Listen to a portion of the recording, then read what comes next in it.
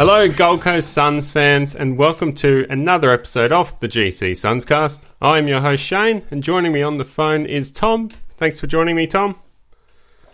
Hey, how are you, Shane? How's your week been?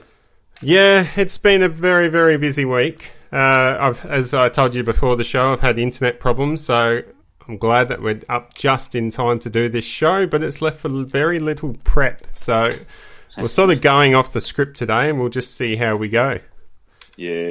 Oh, look, mate, I had a funny week in sport because, as you know, I'm a bit of a sports nut and I follow the NRL, but I didn't feel like my team was going to be any good, so I didn't go to see my NRL team who were playing in Brisbane on Friday night, and they won. So I felt like a bit of a dill. Liverpool is my team.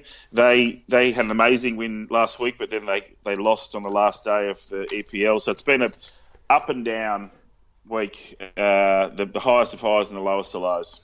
And I'm sure the Suns' 1 point loss to Melbourne added to that. That was heartbreak. Yeah. I went from I don't know. I mean, I went from thinking we'd lose to thinking we're going to get a draw, then all of a sudden a win, and back to a draw, and finally a loss. It was 48 seconds of heartache.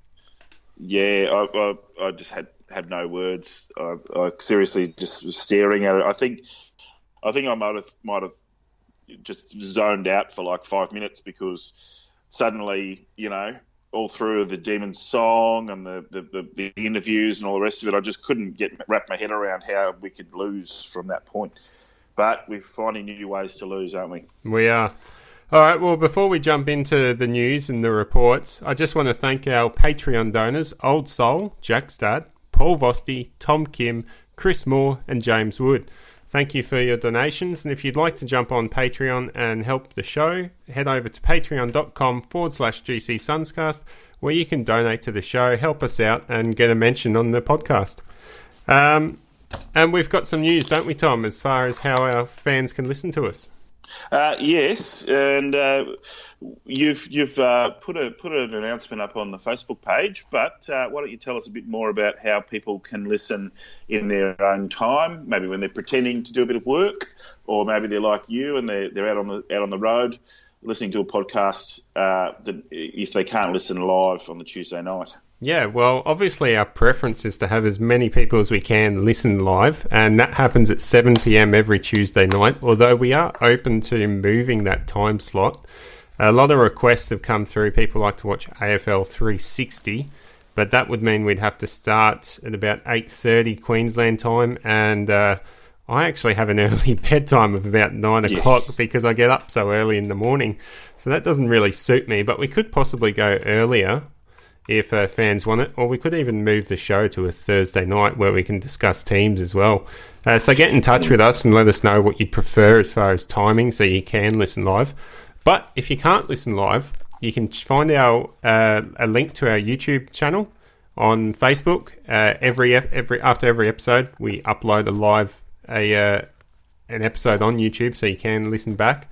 But recently we have Spotify, iHeartRadio, Google Podcasts, and Apple Podcasts, and you can just go to your preferred provider and search GCSUNScast and you'll find us.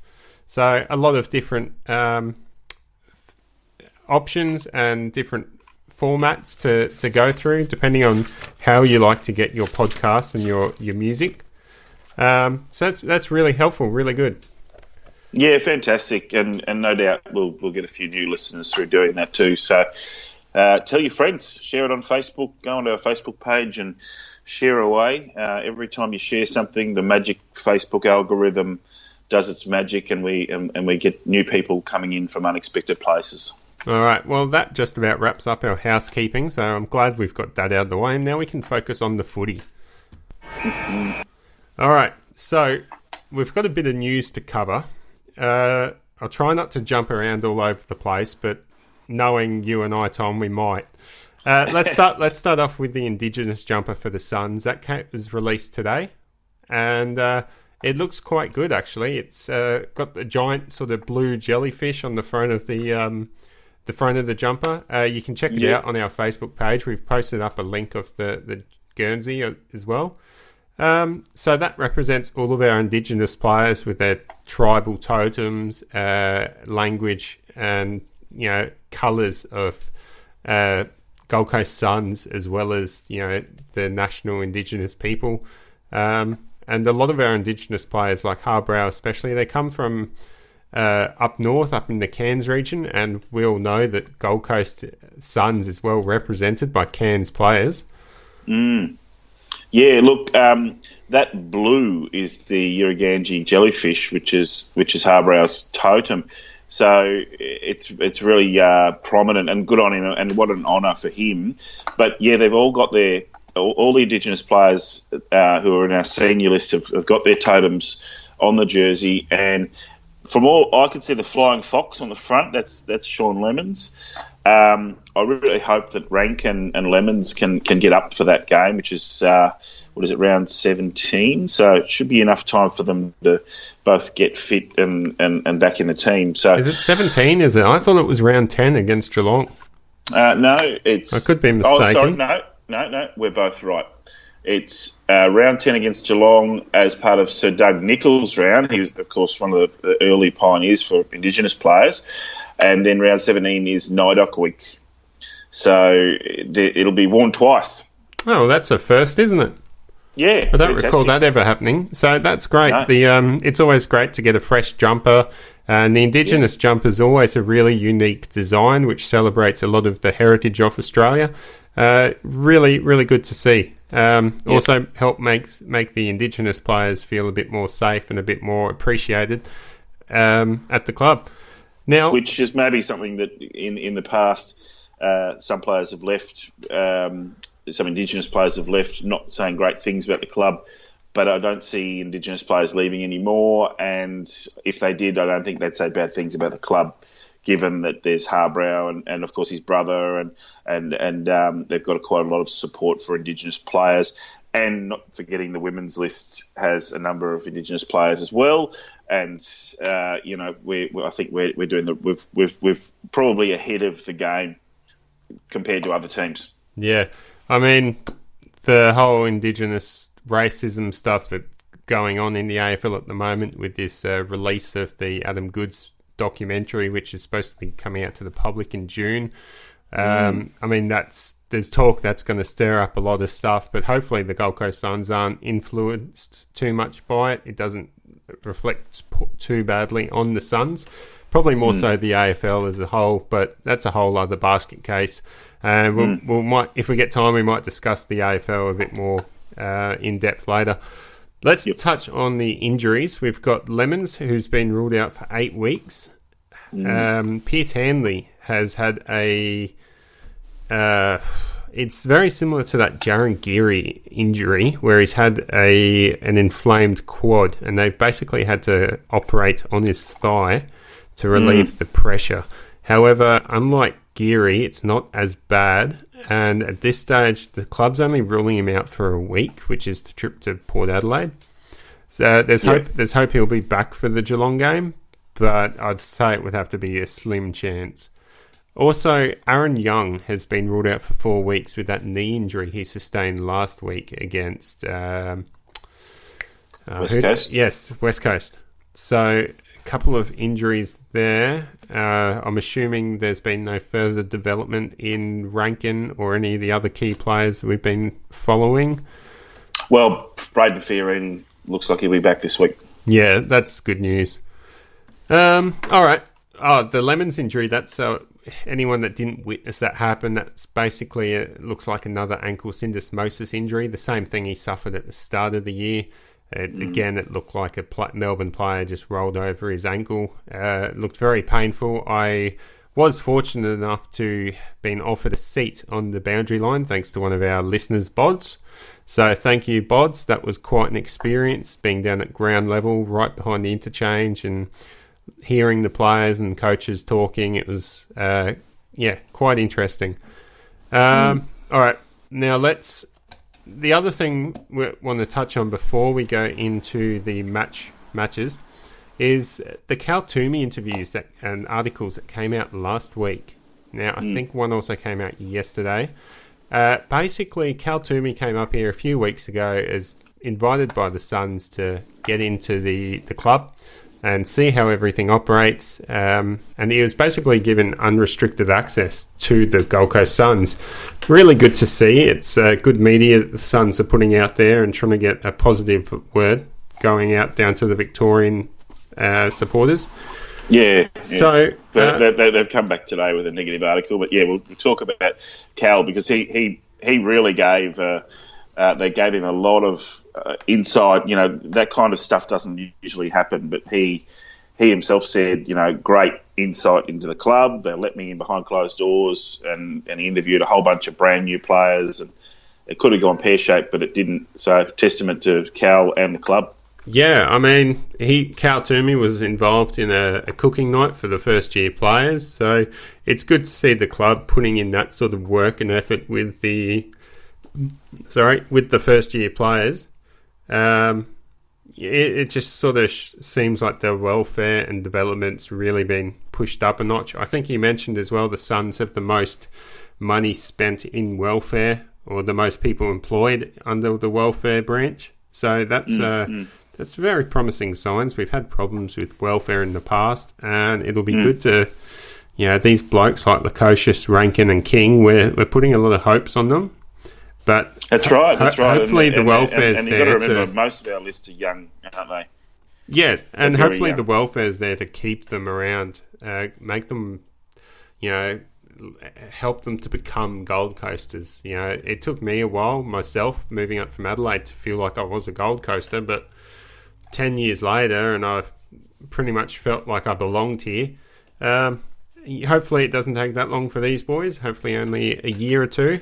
But it seems like they're surrounded by friends and family, which is really, really positive for their development. That's what I was going to say. I think they've got a few links. So Lemons and Rankin have got a bit of a link there going on with family. And McLennan has his grandparents, and he's been living with different players. So they're getting, I think Ben King and Jack Lukosius are still living at Mark Evans's house. Why would you ever want to leave his mansion? But it's just fantastic. And the stuff that Cal was talking to the players about, and they were raw and honest. They were like, I didn't like the idea of coming to the Suns, but they told us really early in the piece that we were going to get picked, and took a while to get used to the idea, but really liked what they saw when they first came to the club, even before they were drafted, because, you can't tell the world, but I think we all pretty much knew that they were going to get picked, and they certainly have confirmed that. So really good insight, good stuff to know. Yeah. So is there anything else you want to touch on with those Cal Toomey articles, or should we move on? Well, there's a follow-up article today. I don't know if you've read it, but it's the... they do it from time to time. So after reading Cal's stuff, it's a little bit of a letdown because they're dragging out a bit of a rumour that the Suns were going after Jared Roughead, but it's really just trying to squeeze a bit more out of the story because, Roughead may not ever play AFL again. He's probably going to retire at the end of the year, and he's playing in the VFL at the moment. So, they've got Stuart Dew sort of saying, I made some phone calls to see if he was interested. But, I mean, it's the off-season. We're in a rebuild. We probably called 50 or 60 players to see if they were interested. It doesn't matter. It didn't happen and it won't happen. But trawling through the article, you get to the end, and I did not know this. Did you know that the club has recently hired Justin Koshitsky as a ruck and forward coach? No, I didn't. So the way they're sort of, making this story is that the Suns were looking for someone to fill that role because obviously we've got young talls that need to be developed. Obviously, Ben King and Jack Lukosius, but Peter Wright. We've got Sam Day, who's been there, but he could do with some more ruck development. He might need to, convert into a key defender at some point. So, what a great player to have around. He's also an early draft pick, so I think he was number 2, wasn't he? And so Lukosius and Rankin will have that in common with him. So, I think he brings a lot to the forward coaching. Yeah, don't see it as a negative as the Suns looking to try and bring Roughhead in. I heard that rumour last year, and I was actually pro Roughhead. I thought it would be a great idea for the Suns. His leadership, his development. He didn't have to kick bags of goals, but the point is he'd be playing down in the forward line, which we've never had a key target in the forward line with the leadership ability to direct other players around him on where to play. Yeah. We've always had a senior figure in defence and to some extent in the midfield, but never in the forward line, which is where I think we fell down in our early days at the Suns.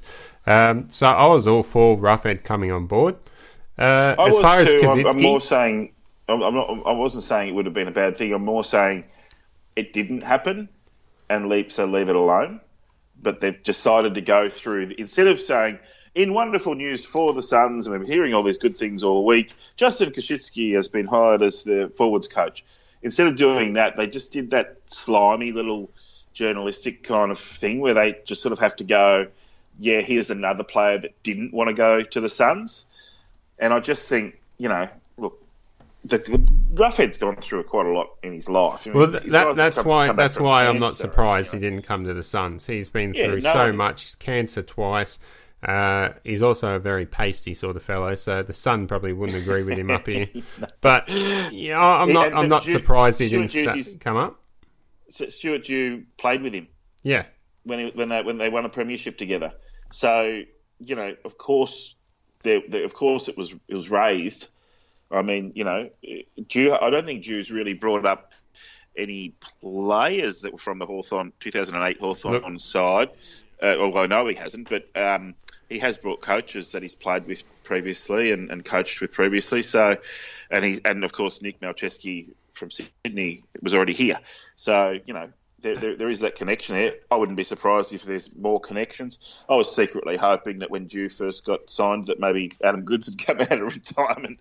But anyway, it's what didn't happen, and so I don't see why it should be news. But anyway, we've probably made a bit too much of it. But yeah, good news about Cozzy, and I look forward to see and hear a bit more from what he thinks about how the season's going and what we can do to improve our big fellas up forward.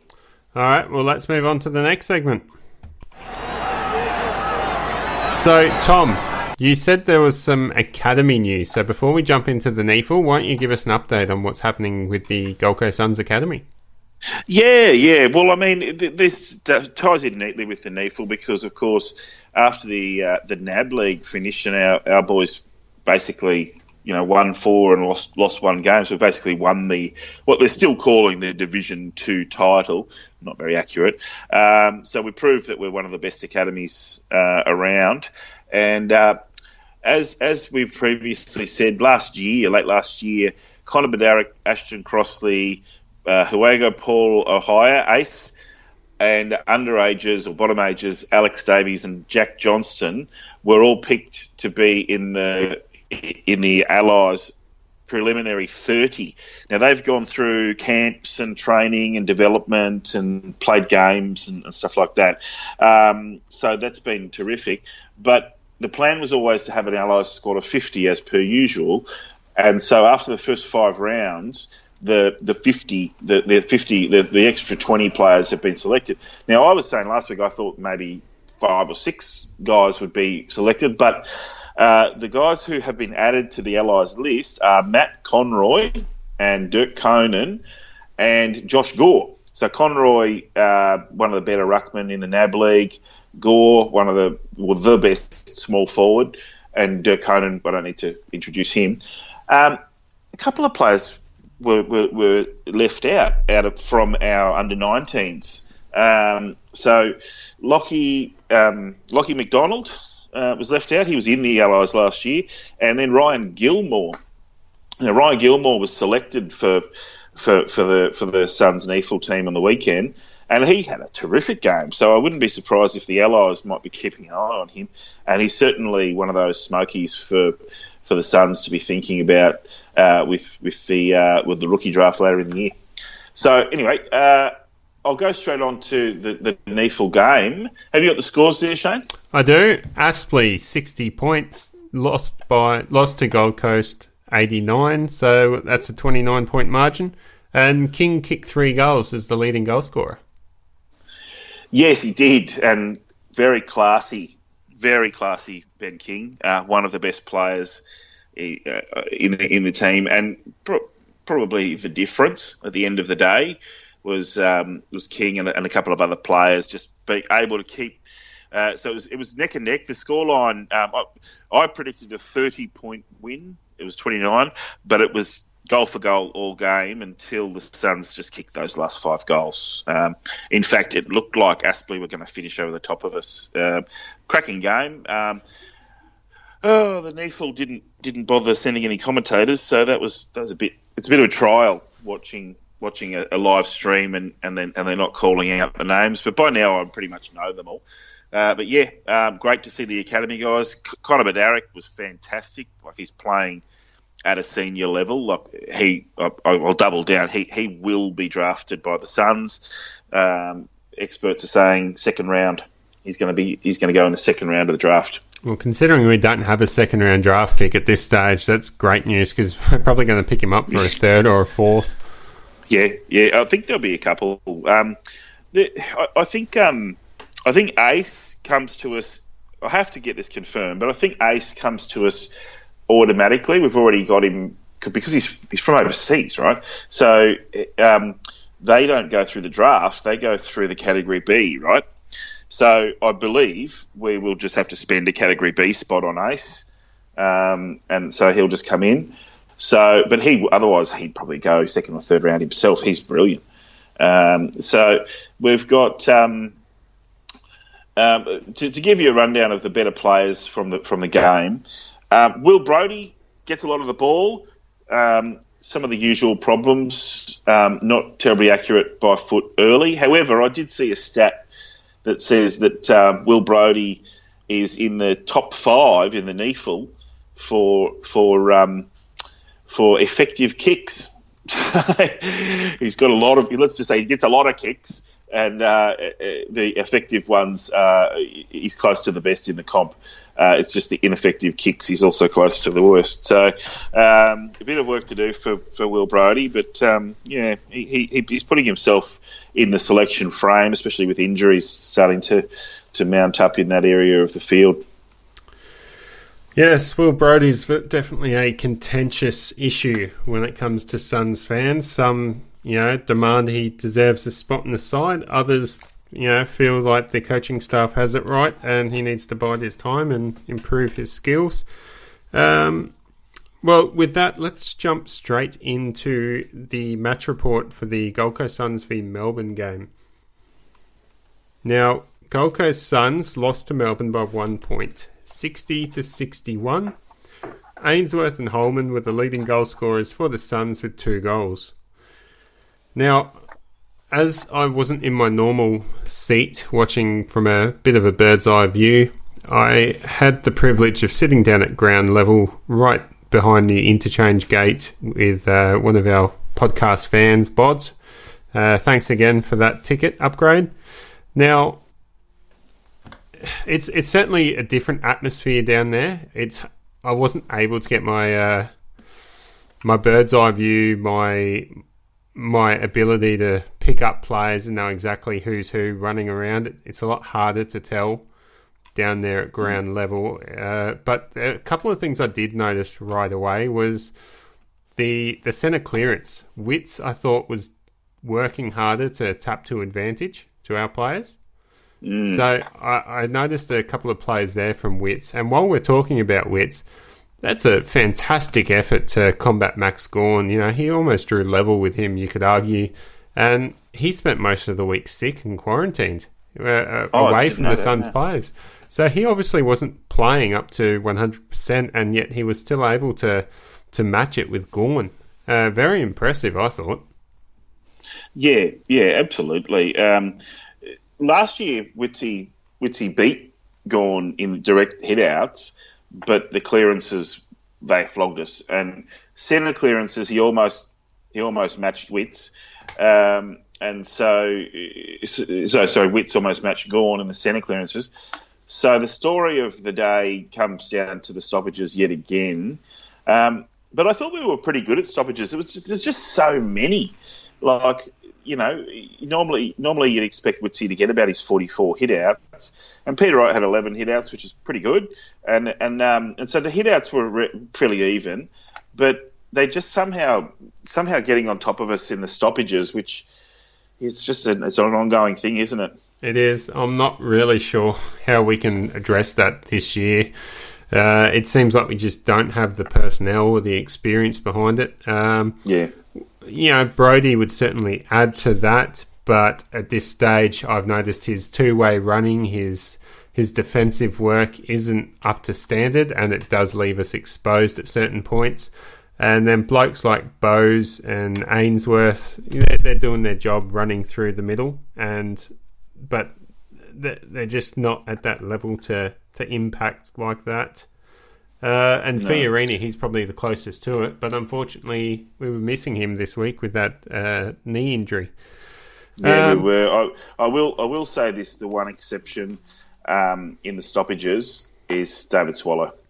So if you've noticed, they've been keeping him out of the middle, out of the centre clearances. And so maybe that's a tactic that's been working. Now, he had 10 stoppages, and that's by far the best on the ground. So, you've got to say good on your spitter, but the next best was 3 stoppages. Well, that with that point there, I think that's an intentional plan from the Suns, is to use Swallow as that second link in the chain. We've got enough midfielders that are in and under, get the ball and get it out with their quick hands. We've got Tuke Miller doing that. You've got McPherson and Holman playing in the middle there as well. That's perfect. That's their bread and butter. Lemons at some point on the weekend as well was in the middle. That suits him. But then using Swallow as that second link, being able to run past, get the ball, and get the clearance. Ideally, that's what they want to do. Unfortunately, we don't really have too much more besides that, especially with Fiorini out. Swallow was pretty much the go-to. He ended up with 35 disposals, 4 marks, 3 tackles, and 22 contested possessions. Now, that's a ripping game. I will say a lot of those contested possessions came when we needed it the most. His stats weren't looking fantastic up until the sort of midway through the third quarter. And then he really, I don't know exactly, but I wouldn't be surprised if he got maybe half of those contested possessions in the last quarter. Yeah. And that his disposal efficiency is rubbish, but you don't expect it to be great when he doesn't have time and he's got 3 blokes hanging on to him.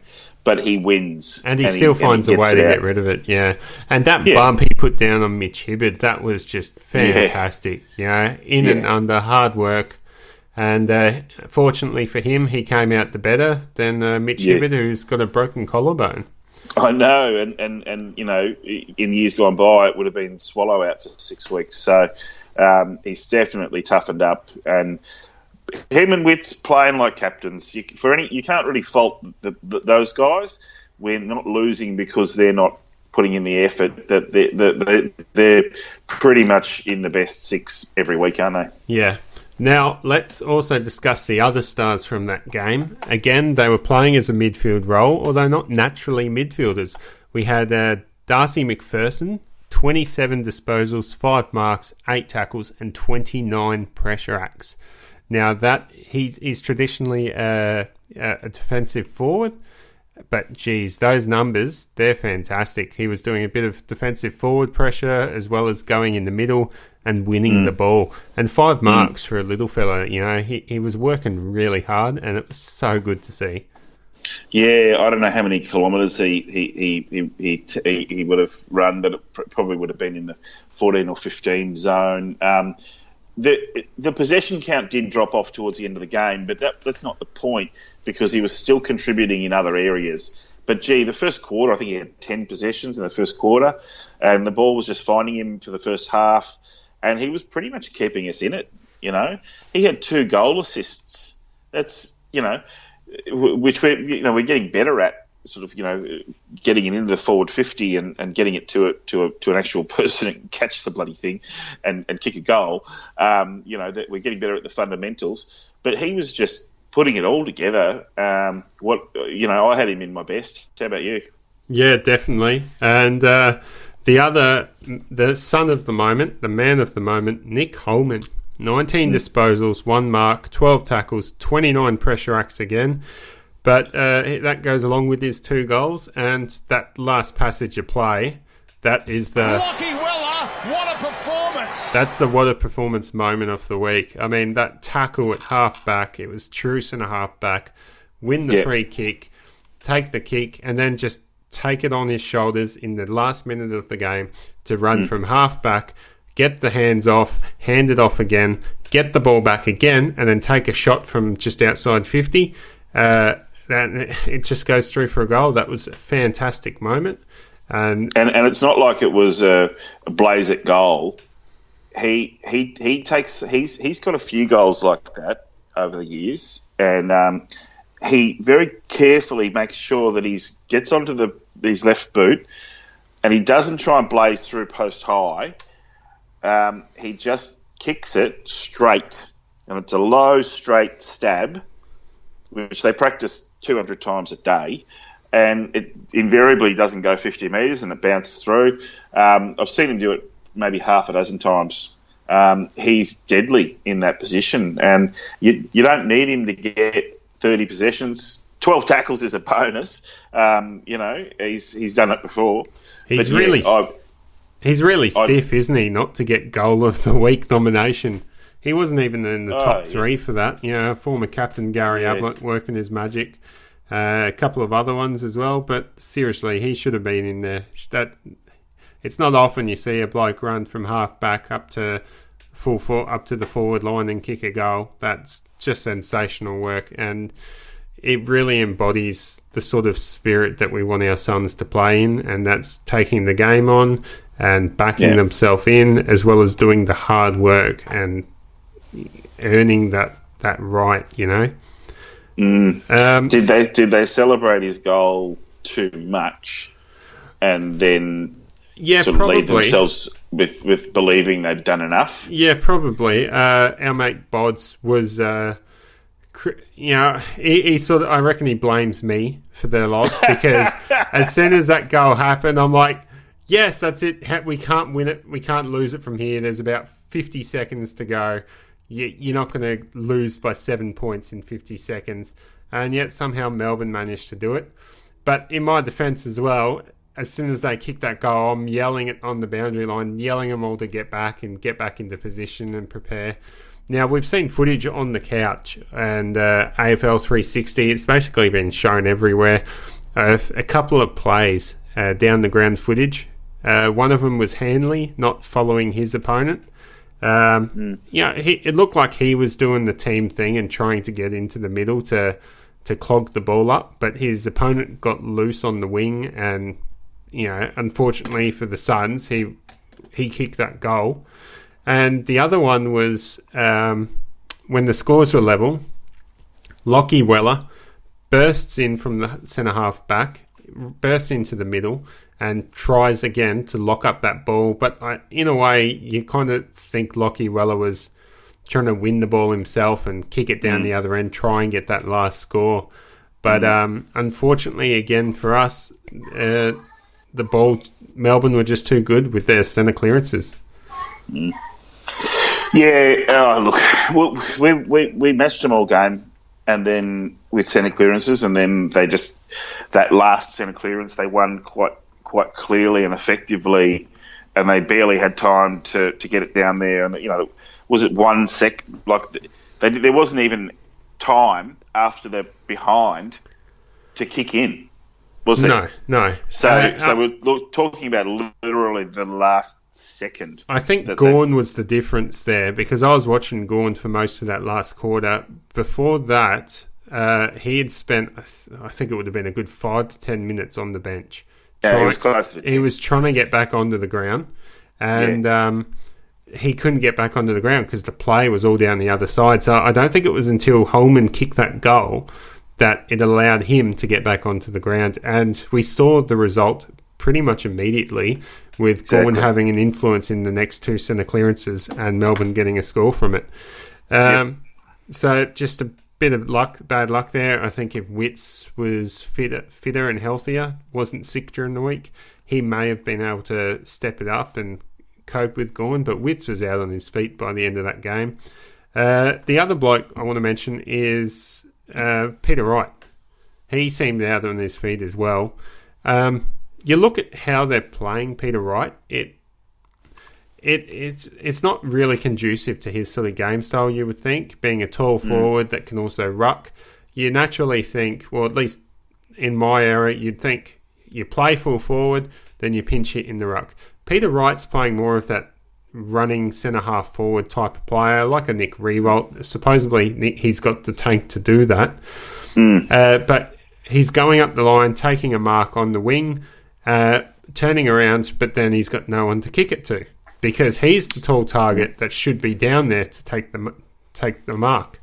Now, I think that's where we'll get into selection later, but I think that's where we need that other key tall forward. I think it needs to be Day or Burgess to play that position. Corbett and Lukosius, they're more mobile forwards. They're more the players that should be leading up the ground to take that mark up on the wing, while Peter Wright should be the one staying back. So I think that's a major problem that needs to be addressed. And once that's fixed up, Peter Wright's taking more shots at goal from a closer range, and you'd think his radar is one of the best at the club. We should be scoring a lot more than what we are. I think we're scoring from about 38% of our inside 50 entries this year. We're the worst. We're getting. I think Melbourne's the worst. Melbourne's the worst with about 35%. Gold Coast Suns are about 38%. Yeah, but it's still bloody rubbish, isn't it? It is. And so if it hadn't have been for our final quarter, where we were going inside 50 and kicking a bloody goal every time, it was quite amazing, wasn't it? That we actually finally, the boys put it together to get, what the commentators were saying, which you probably didn't hear, was Corbett's going for his goal. And they're literally, the commentators are literally saying, well, this guy's new. What do you make of this? Is he going to kick it? And the commentators are just like, no idea, don't know, haven't got a clue. And as it turns out, he's a dead-eyed dick, and he smacked it in because we needed it. And the goals that we were getting, which we needed all game, which we couldn't get, we finally got. But then again, Melbourne were finding new ways to butcher it every time they went into forward 50. So, our defence is standing up, but our something's got to give. I understand that the game plan is to have small forwards who put on the defensive pressure, and that Peter Wright isn't that guy, but Josh Corbett and Jack Lukosius are, so they're doing those roles. Peter Wright just does. There's sometimes where he just looks really. He's just not the kind of person who is going to be able to change direction very quickly, or be that fast when he does change direction. But he can run all day. So, but perhaps something you've definitely got a couple of points there. He needs someone to be able to kick back to. You're totally right about that. And I just wonder, we've got quite a lot of talent and height playing Neefel, and we're not using it. Our Neefel team's massive. In fact, the reason they were getting flogged in the first few weeks was because they were too big. So there are players ready to come. Yeah. Okay. A couple of other players we'll touch on. Lukosius only had the 7 disposals in his game back, but I was quite impressed. I thought he operated at 85% efficiency. So when he did get the ball, he used it very well. He only miskicked one disposal. Really impressed with him, but obviously being a young kid, he's struggling to get to the right positions, and but when he does get the ball, he makes good choices. So I'm happy with him, but whether for structural issues he makes way for someone like Sam Day, well, that's up to the coaches. It's a very hard decision to make, that one, so I don't envy them. Probably for the future of the Suns, you would lean more towards playing Lukosius. Also, on the other end of the scale, you've got Ballard, who only had 10 disposals and went at 40% efficiency. I think the kid's due for a rest, isn't he? Look, we love Charlie Ballard in the show. He's one of the favourites, our favourites for the young. He's someone who put his hand up to be selected last year. I was actually at the Ballarat game when he made his debut, and he kicked a goal on debut. It was just fantastic. He made it all the way through to the Sydney game last year, which we won, and then he got rested for the rest of the year because he was stuffed because he's a first-year player. And now he's a permanent fixture in the top team, and he's going out there every week and giving his most. But he's still a kid, and I'd give him the week off. I wouldn't demote him to the NEFL. I'd just be like, rightio, you're going to come with us to South Australia, but you're buggered. You've had 10 touches, only 4 of them were useful. Like 3 marks is a decent amount, but normally he gets 6 or 7. And, he just seems to be running at quite a bit less than 100%. And it's a bummer because, we want to see him go well. But you can't beat fatigue. The team's travelled to Adelaide. It's travelled to Perth. It's travelled to Melbourne a couple of times. Yep. It's, North Queensland. So it's everything's catching up. It's not. He hasn't just played 8 games. He's played 11 games because of the preseason as well. So he's played a half a season worth of matches, and if the coaches went back and Ballard got rested for a week, you bring in Sam Day or Ben King, who was tremendous. Well, and he's different to Wright. They're the same height, but he's different. They're very different players.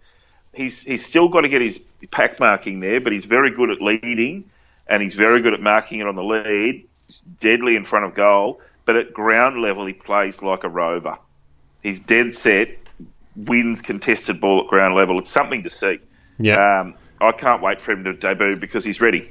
All right, well, I'm looking forward to King debuting myself as well, but we've only got about 2 minutes left, so we need to wrap this up. Firstly, I'll just say, Alex Sexton, pull your head in. Another game with 0 tackles. You're not in there just to kick goals. Apply that defensive pressure. Lay it bloody tackle, would you? Also, the other player, Jordan Murdoch, didn't have the greatest game. Probably arguably his worst game for the Suns. I think he gets a reprieve this week due to Hanley being out injured. So we still need a player that's capable of running, breaking the lines with a penetrating kick. So I think Murdoch can count himself a bit lucky there this week with the injury for Hanley. I don't know what Murdoch's role was and why he had 0 touches to half time, because I was seeing him and I was hearing his name being called out, but he just wasn't getting the ball. So I think he was maybe tagging, but not very well. And certainly there's no player in the Demons side who he was tagging for long enough. And so, whilst he had a presence and he was doing things, he wasn't. You've got to get the ball to be able to influence the game, and so he's not been so great there. Put him back, get him to do all the kick-ins because he's brilliant.